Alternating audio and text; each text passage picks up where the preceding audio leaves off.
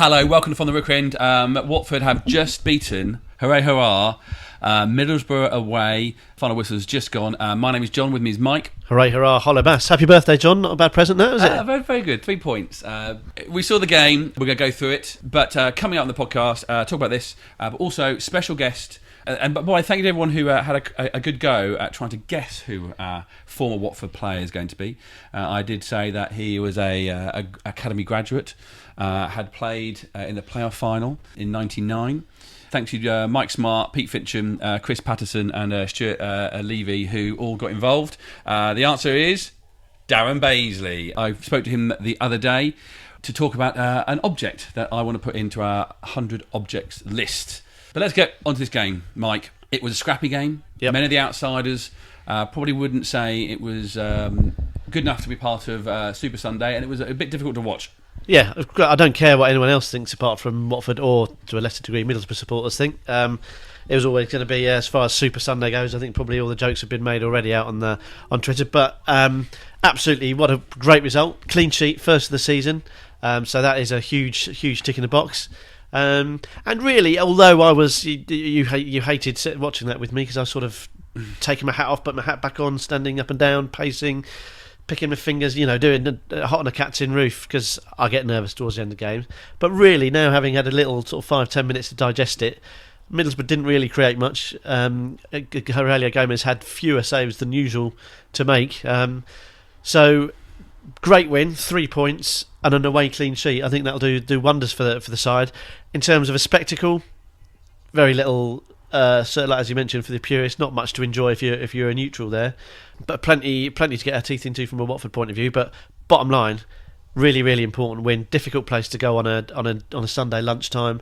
You never quite know how those ones are going to go out. So to get the win, to take that one chance, Cholavas, brilliant goal. I think that's what you get from him. We might go on to talk about him a bit later, but I think you have to forgive his defensive frailties.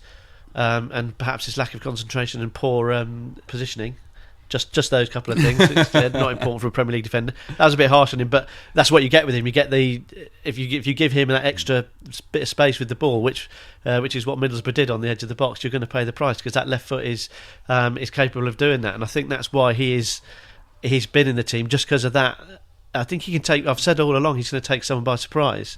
He did it at West Ham, and he's done it at Middlesbrough again today. Absolutely, my heartbeat slows down after the final whistle, I'm getting more and more happy and pleased with the result. Absolutely brilliant. It's interesting about him because one, he's retired from international duties it's a funny this week. He's a funny fella, and also at the end of the game, seeing him having quite a heated argument with Capu, where before Kabul and then Deeney sort of went, come on lads, what are you arguing about? Yeah, no, I wasn't quite sure what it was about. No, I just put on Twitter they might be arguing about how long it takes him to get home with Cholavas going for a rather optimistic 3.5 hours, and Etienne Capu pointing out it's going to be a bit longer than that, I'm afraid, Jose. But I quite like that. Yeah, I quite like that the Inquisition goes on after the game. They've obviously got stuff that they want to talk about. They're obviously talking about the game, I assume. I don't know what both of them got up to last night. Maybe there's a carry from that, but I assume it's about the game, and I quite like that. It's obviously in the heat of the moment. They're obviously quite, I wouldn't say it was heated, but it was a animated discussion, shall we say. They were talking about the game, they were talking about what each other expects of them, and I think that's great. I think that shows, after a win, let's get what has to be said out of the way, and then they can enjoy the win on the way home. I haven't got a problem with that at all. I like the idea of them actually really picking at some little detail or something that they did, really trying to strive for perfection. Cholavas isn't one to let something go, is he? Which is what I like about him. He's tenacious. He's a snapper. He's got that sort of temperament, hasn't he? And I quite like the fact that you don't see him smile very often. No. And I quite like that. I've mentioned this before. We spoke to Adam Leventhal a while ago in one of his many appearances on the podcast. Hello, Adam, if you're listening. Not sure if he's on Sky Sports News today, but anyway, hello, Adam. But he said he always wanted Watford to be nastier. And I think we've got that in a couple of players, and Cholavas is one of those. And I really like him. I think he's not perfect, which is, we always say this, like if a player was perfect, he's not going to be at Watford. But I like to see him in the starting lineup, especially on a day like today, when Middlesbrough, where there was a lot of play acting from them. I thought they went down quite easily a lot of times. The ref was giving a lot of yellow cards, and maybe should have given a red at some point. Could have done, and Let's we cover that off now. Go on. I think it should have been a red card. It was 2 bookable offences. So yeah, there's no real question it should have been a yellow card. I think there's a lot been a talk recently about whether officials have it in their responsibility, whether they've got that bit of wiggle room to keep 11 men on the pitch if they can.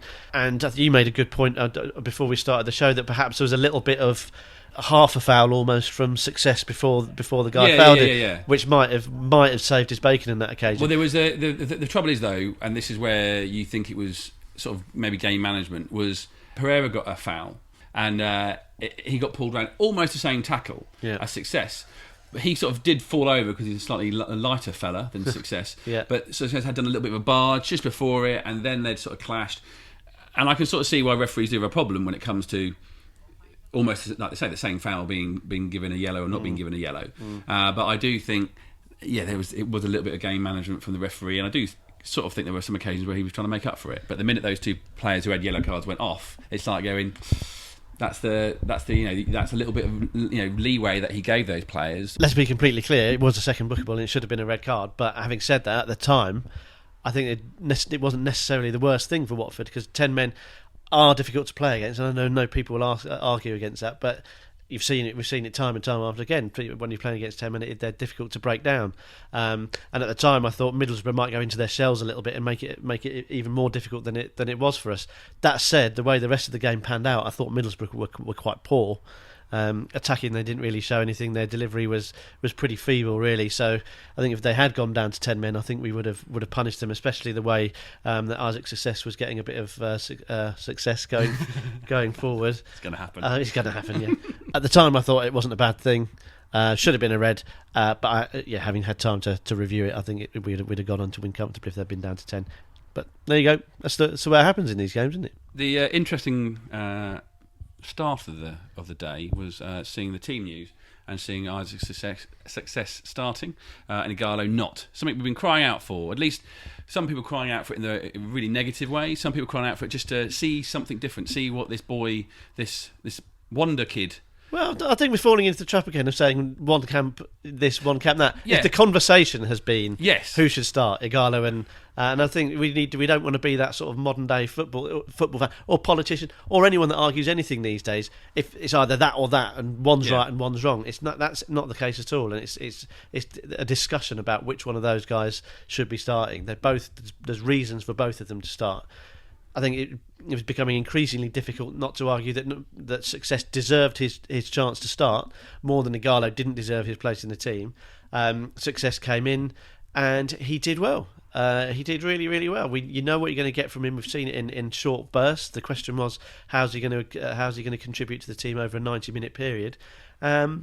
And we saw it. I think people might initially think, well, where's the after first sort of 20, 25 minutes, where's the burst of pace and skill from Success that we've seen when he's come on as a substitute? But that's not what an entire game performance is about. It's about the whole entire contribution to the ebb and flow of the game, to the pressure that we can put on them, to the questions that the defence are asking themselves, to what the manager thinks about the tactics. And Isaac's Success was a thorn in their side throughout. Their right back, who should have been sent off, had to be withdrawn because time after time he was getting beaten, and that wasn't necessarily to do with sheer skill or pace from Success. He didn't know what was going to happen. He had the absolute beating of him every time. So in terms of his overall contribution, it was excellent. One disappointing thing, and I think it was Pete Fincham who made the point on Twitter. He was still on the ground complaining about the penalty about the lack of penalty award when Holobas's goal flew into the back of the net, and we could probably do with him being engaged in the game by that. So we're a bit pernickety. But that's him being a classic young player. Really. Yeah, that's him. Yeah. But he won man of the match, and if it was going to go to anyone, it absolutely had to go to him. I thought it was a great performance, and he's looking more and more like the part with each game. It's really good to see him play the best part of 90 minutes. That's something that we don't need to worry about now. Did Deeney get in the game as much with Isaac's Success as the other sort of forward player? I don't think so. But then again, against other teams, I think Isaac's Success could be an equally valuable, just as valuable a foil to Troy as Iggy is, just in a very different way. So exciting times. They've both proved that they can deliver 90 minutes of Premier League football for Watford, and that's great, because last year the real big concern was if Troy got injured or if Igalo got injured. what the heck was going to happen, where the goal's going to come from. And now we've got Isaac's success, who's proved he can come in and how he'd play with Iggy, I don't know, but he's done really well today, really, really well. And it continues to be a great selection headache for Matt Sahari. It's really good. A podcast made by Watford fans for Watford fans from the Rookery end. We'll get to some of your points on Twitter in a minute, but Mike's surname is Parkin, has a son called Arlo. And this feature, where we get his views every week on a different aspect of Watford Football Club, is called Michael Parkinson. So it gives me great pleasure to once again welcome you to Michael Parkinson. Hello Arlo, how are you? Good. Now, what days are football matches usually played on? Saturday. But what day is it today? Sunday. And Watford are playing today, of course. So Watford have played Burnley on a Monday night. Now they're playing Middlesbrough on a Sunday. What do you think about football being played on days other than Saturday? Funny. You think it's funny? Why do you think it's funny? I don't really know. Do you think it's a good thing or a bad thing? Good thing. Do you think Watford are going to beat Middlesbrough today? No. What do you think the score will be? 5-2. Good game. Arlo, thanks for joining us. Bye.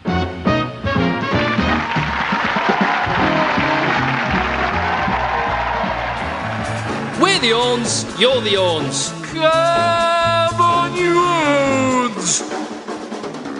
Here it is, a collection of historic and intriguing items that define Watford Football Club. Oh, it's Watford in 100 objects! 100 objects, Michael. We've been doing this for quite a while now, and we're only up to number 60. We should work a little bit harder on it. We're being very selective, though, and quite rightly. This is 100 objects that define Watford Football Club. We can't just throw anything in willy-nilly. So, yeah. They're objects that either define something that's happened on the pitch, or they're objects that define your connection with the football club as a fan. Any favourites so far, Mike, that you can think of? I think they're all superb. I love the Luton membership card. I think that just shows incredible willingness, because I wouldn't have anything Luton branded in my house, let alone pay for it. So for someone to do that to get to Watford games, I think it's great. I really like that one. I do like the personalised Sabutio set that was done, as well as our personal items. The one that you took to the playoff final with your brother as a cardboard cutout to show he didn't miss the game, and also my Junior Hornets badge is one of my Junior Hornets membership card is one of my sort of personal ones I put in there. I'm actually going to put this month another one in. It's a black 8-ball. It comes from when I played Darren Baisley at Poole. Now this happened because he used to be a lodger with a family around the corner from us, so I sort of knew Darren, of Darren before he became a big player. And at a birthday party, or at a party, at our house, he'd started to play pool, and I remember, because I was dead proud of it at the time, of beating him in a black ball game.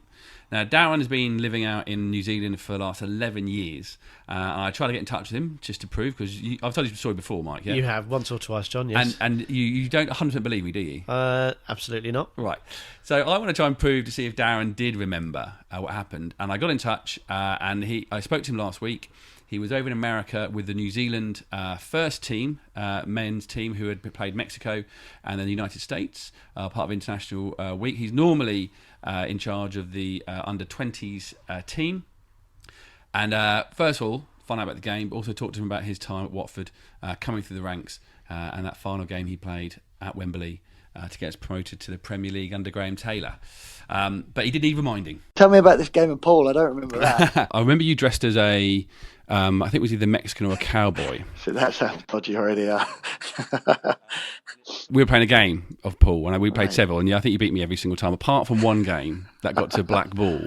Right, yeah. Which, now I look back on it, maybe you let me pot the black ball, because I was... No, I doubt it. I would have been trying to win. I don't know, but I do remember your dad. I sort of half remember that must have been a party, yeah. So I probably would have been, oh come on, let's go play pool all night and let them party, because I wouldn't have known anyone. Yeah. But I'm not going to admit to losing. Oh. If your memory says you won, or let's say you let me win, a little lad, maybe he said, "Oh, go on then, you can win one game." I think that's how I like to sort of remember it. With looking back on Watford now, especially you're a coach of young lads. They're 19, 20 years old, I suspect. Yeah, most of them. Yeah. You're working with someone like Tom Wally. Legend. Yeah, how do you look back on him, and sort of does he influence you in any way? Oh, massively, yeah. Tom was absolute legend. So, a lot of the sort of the characters and that he instilled upon us as young players. I try and do the same thing. Watford was great with their culture and the philosophies they set in young kids. So, definitely try to pass on a lot of that about doing things properly and being professional. And it was a great time growing up with Tom and at Watford. Would you been around the club when Graham Taylor was there? Very early, but he left. I think I was a schoolboy when he was there. So I was sort of part of that culture that had been left over with the older players from Graham Taylor's first sort of era. And then when he came back, it was massive for the club, and he was obviously just a great man, top guy, great man. Very knowledgeable, and was exactly what we needed at that point in time, and obviously was very successful again.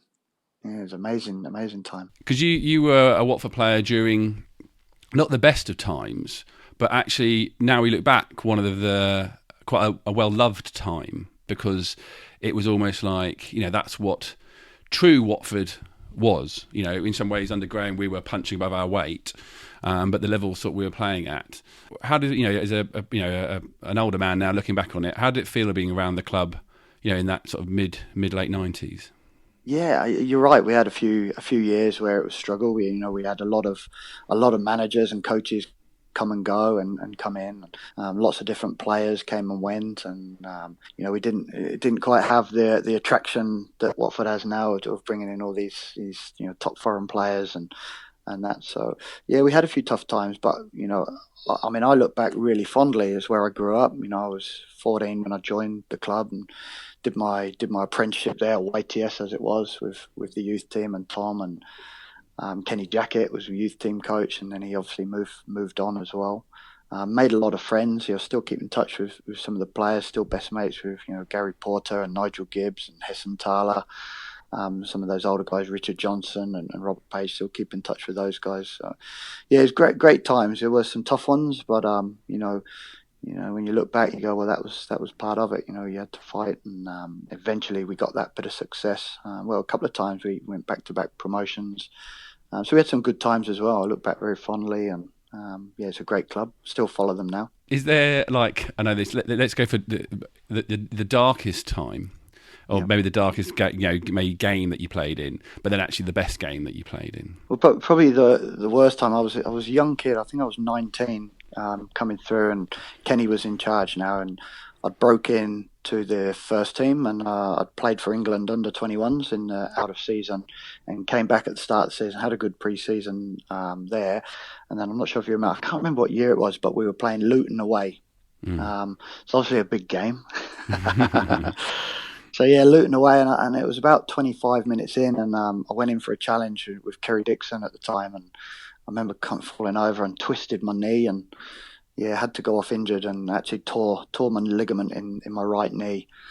First game of the season away at Luton, so that was really dark, because it took me about 6 months to get back fitness wise, and sort of lost my place in the team for a little while there, and had to work really hard to get fit and get back to a level of performance that got me back in the first team. But so that was pretty dark. I suppose the injuries and getting relegated on the last day against Leicester that day, and that was pretty bad. But then we had some great times as well. The run in the second division, and beating or sort of getting promotion at Fulham on that last day of the season. In 98 maybe. That was a great day and a great run in. And then obviously the next year was the year. It was probably my favourite year when I look back at my football career. 98-99 season. We did okay throughout the season, and I was playing right back there. I'd sort of secured my position as fullback at the club. And we had a good hard working team. Graham had come back in, and we were working really hard. No superstars, but some good players, with Tommy Mooney and Richard Johnson. And it's funny, we were talking about this team the other day, because there's still a lot of Watford players that we talk about around. And Peter Taylor, who was the coach back in Watford in the early years, is currently with us here in New Zealand. He's working with the senior national team, so I've been talking to him a lot about the Watford years. But we were talking about that year, that run-in, and the team we had: Alec Chamberlain in goal, and myself, Robert Page, Steve Palmer centre-backs, Paul Robinson left back, Peter Kennedy, Micah Hyde, Richard Johnson, Nick Wright, Michelle Ngongi, Tommy Mooney, Alan Hazan, Alan Smart. It was a very good, hard-working team. And I think it was mid-season we went on that run, 10 games out, and put a string of wins together and jumped into the playoffs. And it was a really great time. My daughter was born. My second daughter was born the day before the whole game, the last game of the season. She was born that night over in Watford General, next to the pitch there. Yeah. And so I was sort of in the hospital that night, and then played the next day, and we got into the playoffs, and then we had that home and away with Birmingham. And that's one of the things I look back fondly of, that home and away with Birmingham. Big games, and we had the penalty shootout away. And I look back with a lot of pride that I took one of the penalties that day. I took the fourth penalty, but I always remember this sense of feeling of confidence in the team. Once it got to penalties, Graham Taylor was a very clever man, and he had us very prepared for that game, and very prepared for the penalties if they arised. And so once it went to penalties, I knew the feeling myself, even walking from the halfway line to the penalty spot, that I knew exactly what I was going to do with the ball. We'd done it in training all week, and very confident in the teammates, and I scored. So I was, I look back with a lot of pride of that moment, because it's a high pressure moment. They talk about that game as being the biggest game in the world. To get to sort of, the Wembley game's the biggest game with the money for the Premier League, but the semi-final there to get to Wembley was massive, and we went. I think it ended up about 9-8 or something on penalties. we eventually won through that one, and then to get that, go to Wembley was always a childhood dream. I grew up watching FA Cup finals and that, and playing at Wembley. So for a lot of us to achieve that and go to Wembley, and then to actually win that game was massive, and the highlight of my career, playing at Wembley and winning that game. And obviously then things changed, and I moved on after that game. Actually, it was my last game at the club. But I do look back really fondly of the 10 or 12 years I had, if you include when I was a sort of 14, 15-year-old playing in the schoolboys team. Met a lot of great people, and still follow the club now, and it's great to see them doing so well now in the Premier League. And they look like a good team. Obviously very different nowadays, but it's awesome to see. Because it's a very different team now, but when you name that team from the late 90s, that's almost a team that a lot of Watford fans would want to have. A lot of British players come through. A lot of boys that come through the system. The definite feeling of them wanting being part of the club. Do you think a team like that could? With all the stuff that about that team, not just because you're not looking at it from the outside as a pundit does, but could that team have done a little bit more, or maybe even in a modern day do anything similar? Do you think that make that sort of team? Yeah, I mean, the game's obviously changed, and I think nowadays there's so much pressure to bring in players that have played at a higher level, and there is something about having that unbelievable team spirit and work rate and attitude, and like I say, when I look back, it's amazing that I can just name that team on that squad like straight away. That team, because we weren't. I'm not saying we were that close as a unit, but on the game day and in training, there was just this great belief and work rate and trust in each other that everybody would do their job, and that is credit to Graham Taylor and what he instilled upon the players and the team. That once the game kicked off, we all knew our jobs, and we were all prepared to work extremely hard to try and get that result. And that was something I suppose we didn't have throughout my time at Watford. There was a lot of changes with players, and coaches even. But yeah, I mean, the game has moved on, especially in the Premier League, and there's a demand now that people want to see certain players and that. So whether a hard-working team like that could sort of do what Watford are doing now, I'm not sure. But yeah, you'd like to think you could have that sort of team spirit and culture and hard work, and then add some flair and some extra quality. It's probably what we did need in amongst that, and you could do quite well. But yeah, like I say, some good times. Lots to enjoy in that chat, John. So I suppose I have to apologise for not believing you about your. Although he wasn't completely, it wasn't like it didn't stick in his memory as much as yours, did it? Well, the thing is, think about the Watford games you've seen where Watford have lost. Haven't you got those out of your mind a bit quicker than all the victories? I'd like to say yes, but they do linger on. There's two immediate things. Has any other Watford fans played a Watford player, past or present, at sport and beaten them? Not necessarily on black ball or last kick of the game, but have you played a Watford player at sport? Let us know. You can, and make sure you do check out the 100 Objects as well. But what I loved about that interview, the two things. One, when you mentioned Tom Whalley. Yeah. And without fail, anyone we've spoken to of that era mentions Tom Whalley in incredibly glowing terms, and really reference him as an incredibly intrinsic, really important part of their career. And he was at Watford for a long, long time. And I do wonder, well, if there's a place for people like Tom Whalley in football anymore. I hope there is. I like to think there is. And B, is that the one thing that we haven't got? That sort of that real father figure who is trusted to bring players through all the way from the kids all the way through the academy and to deliver them to the first team, the way that Tom Whalley did for Watford. He was so important to Graham Taylor era the first time round Watford, and are those sort of, he was almost like pastoral in the role he played. It wasn't just getting them ready for football. It was about the discipline and about outside the game, about getting them ready for life in general as well. And he was, you can't overstate it. I don't know Tom Whalley, but speaking to these guys, they just cannot overemphasise how important this guy was. And it's just whether someone, Watford and maybe other Premier League clubs and Football League clubs, we've seen that footballers get themselves into difficulty, whether that role is one that's overlooked. Do you think we don't need it anymore because the game is so well managed in other ways? There's a Premier League match manager for every game, there's the staff that cover everything, but is there that guy who,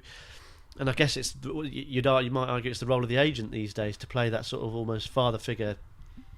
Well, I think he sort of defined the youth setup more so than just being a really good coach. Yeah. I reckon parents would have bought into Watford and getting their boys into coming to Watford, not only because we were a top division side at that point, yeah, but him and the qualities, let's say, he has as a person. Yeah. I don't know if you stuck him up against some of the academy people who run them now, the bosses there, if he has the coaching, the high level of coaching he has. But it was the word culture that Darren used, that sort of really sort of fitted with me. That culture he's sort of kept and does use himself when he's with the New Zealand under-20s. What was great was that just two-way respect is what he engendered, and that's so important. It's I love hearing about it because it's that era that I grew up watching Watford, and I just love hearing about that guy and what he did. But so that was great to hear, but also just the way he reeled off that side. And it was great hearing those names, and they're the sort of names that if we had their equivalent these days, we'd still be happy with, wouldn't we? Do you know what I mean? It was a great side, and at the time, I don't know whether it felt like we were full of sort of journeymen and players playing to the best of their ability. When actually, you look back, that was when he my smile got increasingly wider as I heard him going through the side. It's just what a great team it was, and great memories. Super to hear from Darren there, really good. Do not scratch your ears. You're listening to From the Rookery End. Okay, thanks a lot. Firstly, for everyone who got involved at half time, we did a little bit of a chat whilst playing a game of Sabutio. You can watch that if you really want to on our Facebook page, facebook.com/Watford podcast. And everyone who's got involved with my question asking, what do we talk about? We talked about a lot of them. Some of the ideas that came through Twitter account, which is @Watford podcast. Firstly, Pete Fincham, the unhippy man, lack of quality in the Premier League. Sort of get that. I think unhappy is fair enough when it comes to Pete. I don't think Pete would argue with that, would you, mate? The lack of quality in the Premier League. Now, I think I always think this is. I find it a bit frustrating when pundits and players say, "Well, the league isn't great," and they said it last year when Leicester won the league. Just because Man United or Man City went running away with the league, all of a sudden it's not a great division. And I think what you find is when a team like Watford play a team like Middlesbrough, it's a very, very important game. They're two fairly evenly matched sides. You're not going to get an end-to-end display of the world's best attacking football. But is it also the fact that they're evenly matched in terms of ability, but they're also evenly matched in terms of cautiousness? Well, cautiousness. You call it cautiousness. You call it setting up in the right way. If there was 10, if every goalkeeper's having to make 20 worldy saves, you're asking about the quality of the defence. But what is quality? What is it? Is it end-to-end passing moves? Well, if one team's going to end to the end passing, why is the other team not stopping them? So you can't. I just think I understand the crux of the point, but I also think this is football, and you've got one team trying to stop the other, and the other team trying to stop the other team. No one's going to sit back and let you play. You have to earn the right, and Watford did that today. They couldn't care less, and quite rightly so, about what the 3.5 people watching on TV will have thought about the game. That's not their job. Their job is to get the game won. Watford have turned up and. Really, I wouldn't say it's comfortable. The goal was a good one, and a draw potentially. If you look at all the stats, and if you were a neutral, you'd probably say, "Well, I'd have that down as a draw as a fair result." Is it one that's going to live on my skybox for years to come? I doubt it, but it's the same. Not every game of football can be might be an oil painting. It's the nature of the beast. It's professional sport. Two highly, loads of highly skilled performers going against each other. Very little in it. Yeah, is there lack of Premier League quality in the Premier League? Absolutely not. These players are phenomenal, and if you think otherwise, then I suggest you ask a couple of them to play five-a-side with you one afternoon and see how much of the ball you see then. Yeah, I would see none of it. Matt Davis, thanks, Matt. How effective has Pereira been in the last 3 matches compared to your expectations of him? He's slipped back. He's not quite as effective or not quite ever present as he might have been in certain games. It's a difficult one, isn't it? I was watching him at the end there, not 90 minutes, and he was blowing, and he'd obviously put a shift in. I think the midfield as a whole it wasn't very fluid and fluent, and wasn't integral. It wasn't the focal point of this game, was it? The midfield, and it certainly wasn't a game that was going to, with no space, with the team pressing against us. It wasn't going to benefit someone like Pereira, who needs a bit of space in front of him, I think, to get the best out of him. It's always the same when you have a new signing. You want them to do well. I think you will them to do well, and when they start and then they first play, you're watching them and thinking, yeah, he looks great, he looks superb. I think if you watch him, if you did a personal player cam on Pereira for the game, which I think probably fewer people are these days, you'd probably still see that his touch is excellent. He looks very comfortable on the ball. He looks like he's perhaps getting a little bit stronger. The overall impact on the game, fine. He didn't beat many men. He didn't go on many runs. Delivery not great a couple of times. So again, is this one that's going to live on the Pereira family Sky box, Sky Plus box? Other recording devices are available. Is it TiVo if you're in the States? Yeah. New York Hornets. It's not going to live on your TiVo for long. You've probably gone back to sleep by now. But so yeah, I think he's a great acquisition. He's shown what he's capable of. He's not going to get an opportunity to shine in every game.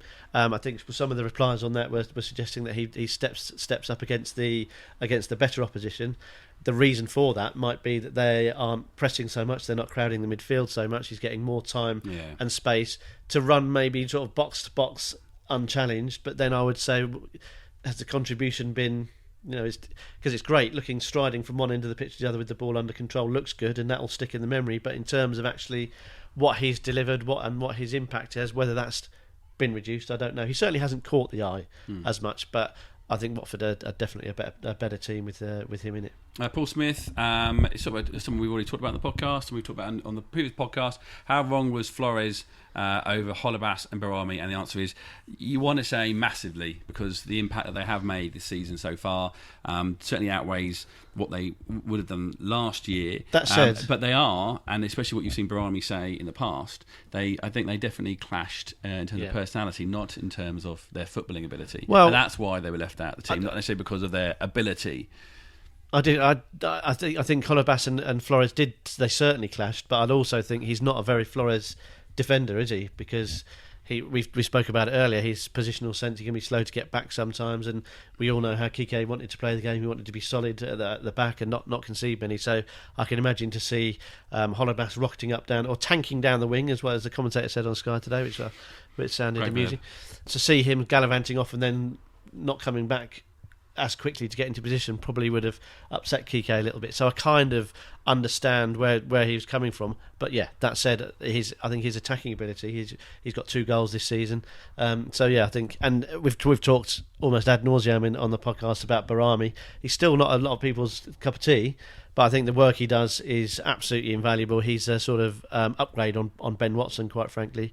I'm a huge fan of Barami. He's got to be in the running for Player of the Season as far as I'm concerned. So yeah, I think. But Kike played the game differently. He had different formations, different ideas on the way he wanted to see the games out. He made his choice. You can't argue because we stayed up. But yeah, I love seeing Cholavas and I love seeing Barami. I think they're both good. Yeah. I would say we've come away with 3 points and a clean sheet today, and that will do very nicely. Thank you very much for listening. If you got involved with the Facebook Live at half time, so we've got an away game. Next, we've got an away game at Swansea, and then we've got end of the month on the 29th. We've got the home game against Hull. You hope that Swansea aren't on their nice little up from their new manager, and Hull play as badly as they did yesterday against Bournemouth, and then we'll go into November and Liverpool away, quite happy, quite content. I think Burnley aside, you've got to be happy with the start to the season. Bournemouth we spoke about was a great game. Today wasn't exciting by a long chalk, but we've got the win, which is the most important thing. Grinding out these tough results, we've now got an opportunity for 4, maybe 6 points. Swansea away. Swansea, they lost this weekend under their new manager. There was no bounce there. They'll be looking there. Another one who will have identified Watford as someone to get points against. So we just need to be as tough and resolute as we were against Middlesbrough there, and then we absolutely have to beat Hull at home. Let's not beat around it anymore. Let's say we'll be happy with a couple of draws. 4 points you would say would be perfectly within our reasonable expectations, and then we can go and have a crack at Liverpool and let them worry about us for a change instead of vice versa. So in terms of the season, it's ticking along really, really, really nicely. Really nicely. Be nice to get Daryl Janmaat back. I don't think he was in contention for this one, but be nice to get him back in at right wing back. I think Zuniga came in. He looks like a right back, which is nice. I think Amrabat struggled against Middlesbrough. He made a couple of. He just looked all at sea. His body shape was incorrect, and it could have cost us. So when Zuniga came in, he looked like a proper defender. But I would prefer to see Janmaat in there. You tried to wrap this podcast up 2 minutes ago, John. Listen to me. I did. Watford are 9th at the moment. If Southampton gets them out of this second game on Super Sunday, they'll go above us. But we played 8. The best thing about this, 11 points. But the best thing, 0 goals in the for and against. We're even. I'll take that. I mean, top half. That's now more we can wish for. Thank you very much for listening. Do get involved. Thank you, Mike. No problem. Thank you. Come on, you Orns.